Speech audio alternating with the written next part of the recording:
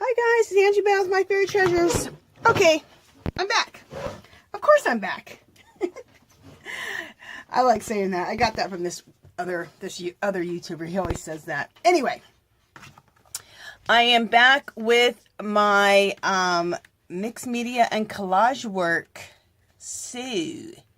Okay, so let's go through it. What we have going on here and where we're going to. So I have an 11 by 14 piece of white cardstock. That's what I use as my substrate, okay? Which means just whatever I'm, my piece of paper. But it's just a piece of cardstock. 11 by 14 is what I'm working on. You can do this on any size cardstock or even a piece of cardboard. You need something that has some weft because you're going to be, collaging on it.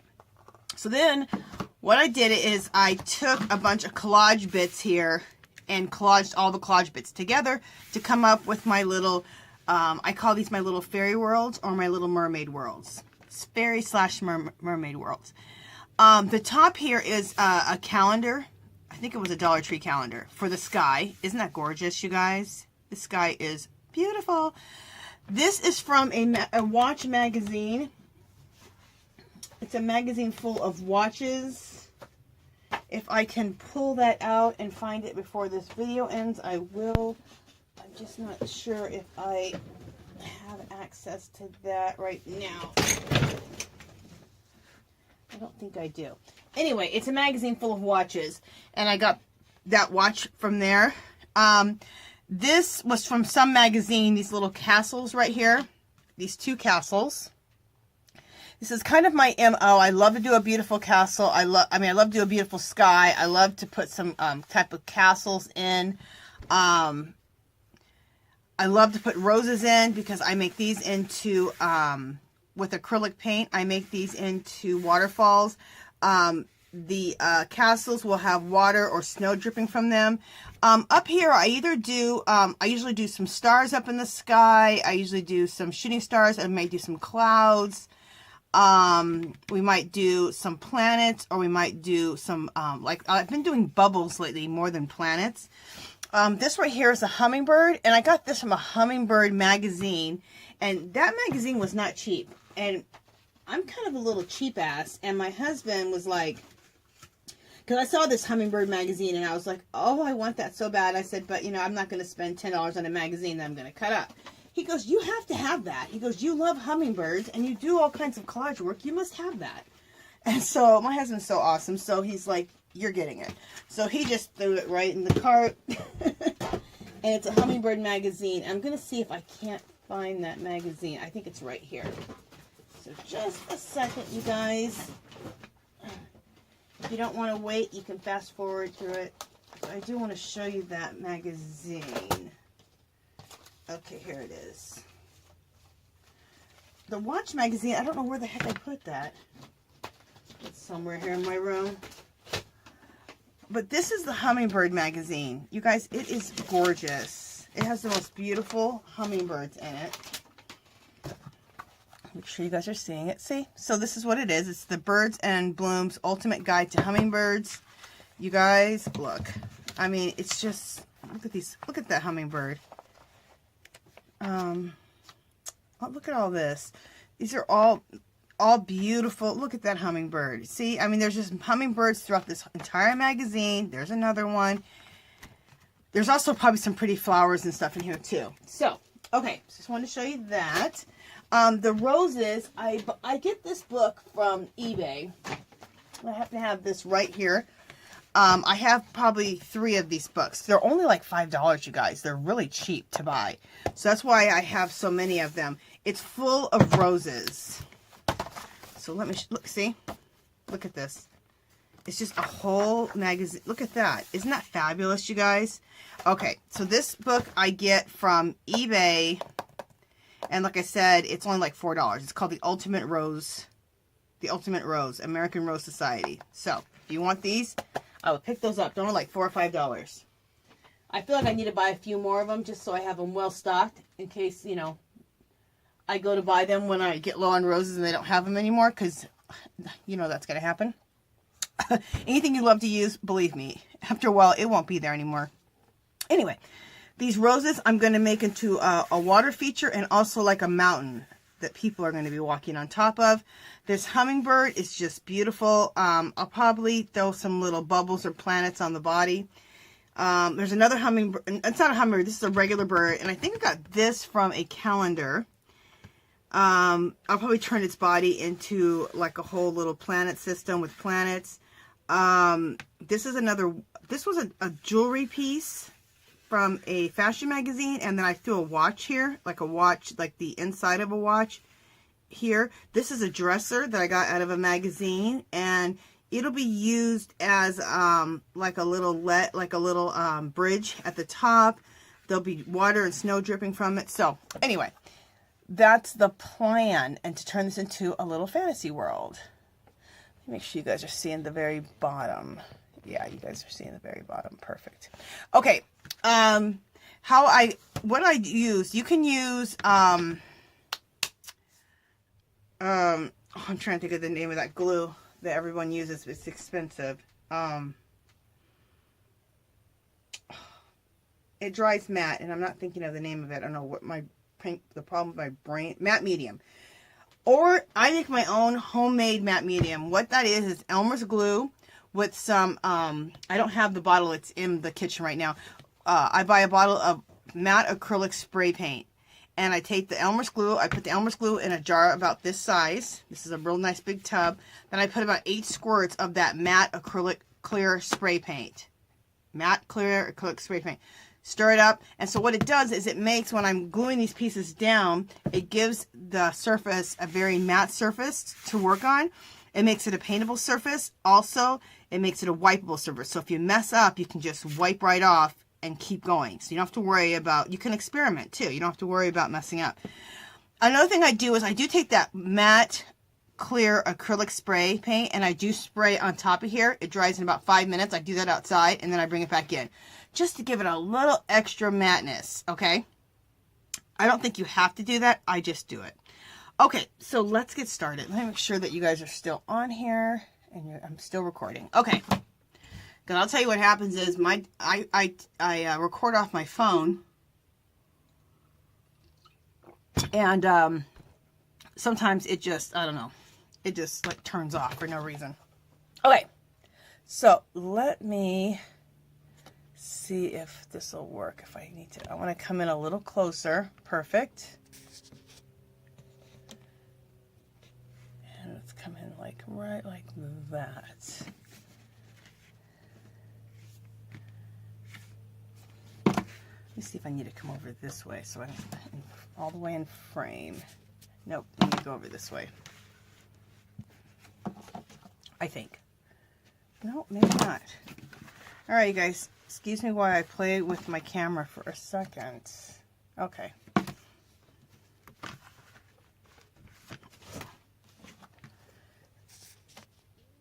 All right, there we go. We're nice and close, and we're all in frame. Okay. So we're going to start off with this sky, and see right here, okay, sometimes the sky will cover the entire page at the top, and sometimes it doesn't. If it doesn't, there's some white space left here, then I just go ahead and take colors and blend out the white space and make this look like the sky. And I find colors that are kind of similar. Okay, so for this sky color, I'm going to use this, and I always use just the Cheapio matte acrylic paints. We're also going to use some Jane Davenport products also. But everything I'm doing, you can be done with these cheap acrylic paints. Even when I switch over to some Jane Davenport products, you can still use cheapy matte acrylic paints for it.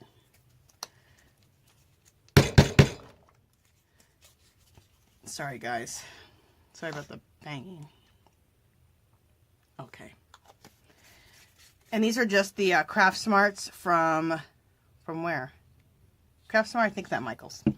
Okay, 50-cent paints or something like that. Okay, and so I used that, and then I'm going to use this pink color here too, Pink Blast. Okay, and because because I used like a matte medium type of product, homemade, and also because I sprayed that matte acrylic spray paint, it makes it a paintable surface. So I want to get rid of this white, right? So let's just get rid of that white. So everything kind of blends together.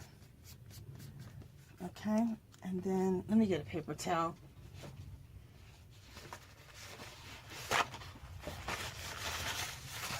I'm going to use a little bit of this blue color here. Blend that in. Okay. I'll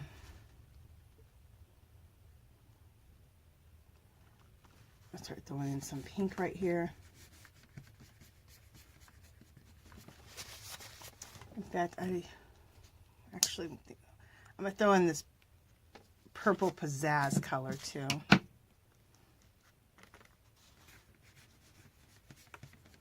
That might work out good too. Yeah, that does. And so you just blend it in like this, and you just, okay.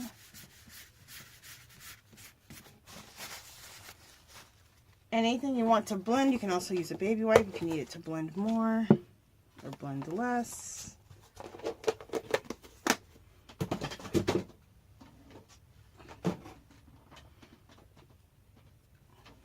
Okay.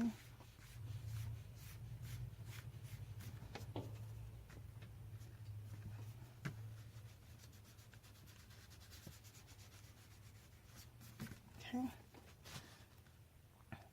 I'm going to take this blue to get rid of this line here first.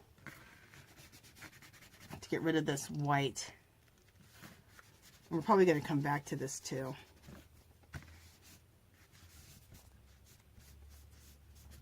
Okay.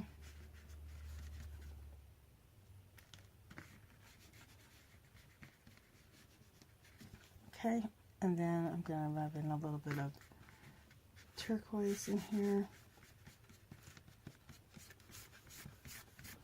Okay.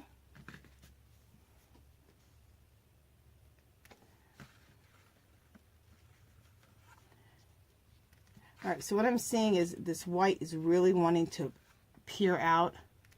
So I'm going to just put this blue down as a base, and then I'll probably put some colors over this and let it dry. Okay.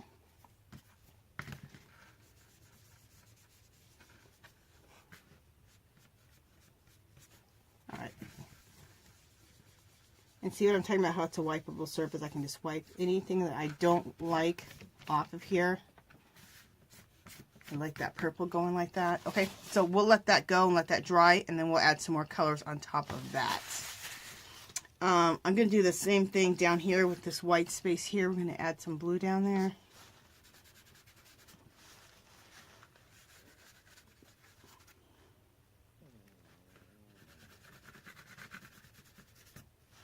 Okay.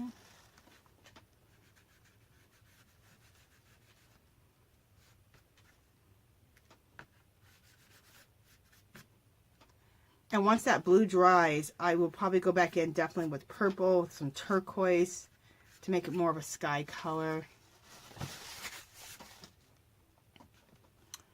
Let's go with a little magenta down here. Well, that's not going to work. We'll go with a little more blue over here.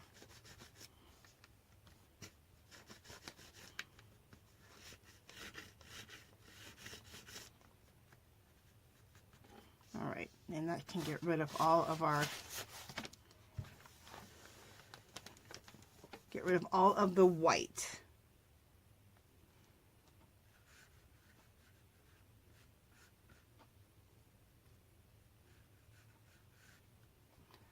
Okay. All right, so let's let all that dry, and we'll go back in with these colors here in a little bit. Okay. Just using baby wipes to get my hands cleared off. All right, what do I want to do next? Let's go through over here. We're going to go back to the sky in a minute, but I need to let that blue dry, like I said.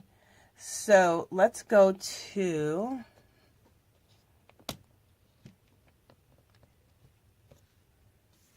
Let's go to the castles and throw some snow or water onto the castle.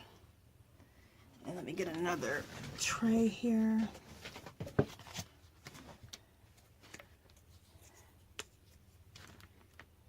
And by the time we're done putting the snow or the water driplets, the reason I say snow or water, because it can represent snow or water when you see what I'm about to do. By the time I get done doing that, the sky will be dry. Okay, so I just used some white cheapy acrylic paint, Apple Barrel. Those are 50 cents, the Apple Barrels at Walmart. So. Okay, so let's go to the castle here. Let's go to the castle here, and I'm going to put draw a little water line in. We'll call this water. And do a little V, and then bring it down.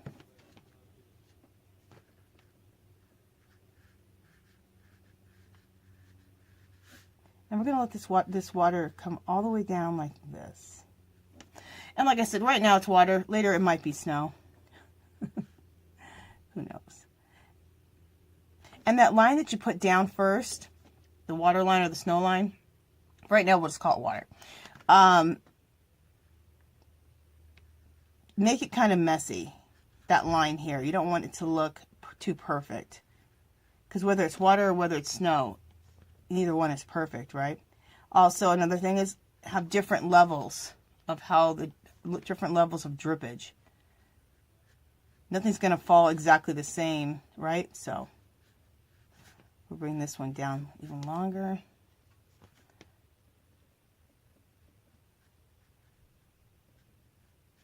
Okay.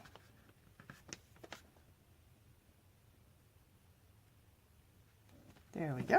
That looks good. Make sure you guys are still seeing. Perfect. Okay, and then we're just going to throw some snow on the top of here like this.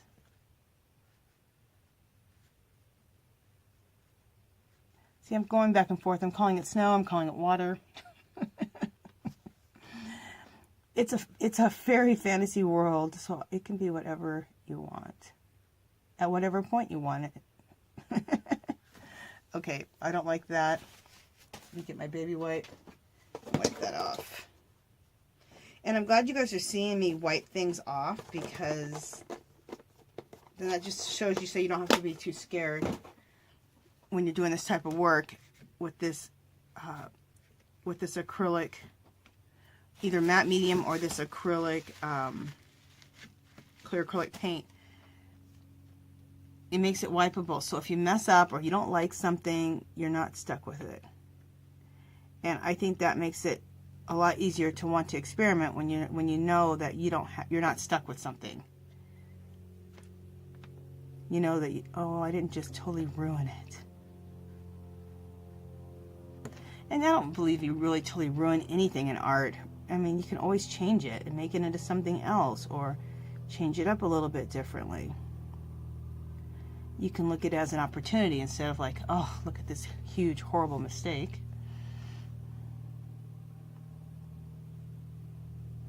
Which can kind of be a lesson for a lot of things in life.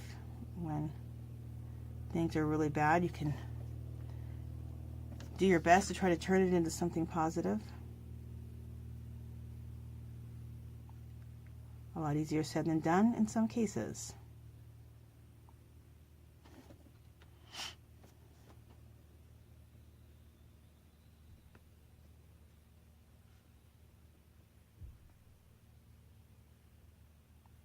But if you can turn lemons into lemonade, it's a wonderful thing. Okay. We're going to take some of that here.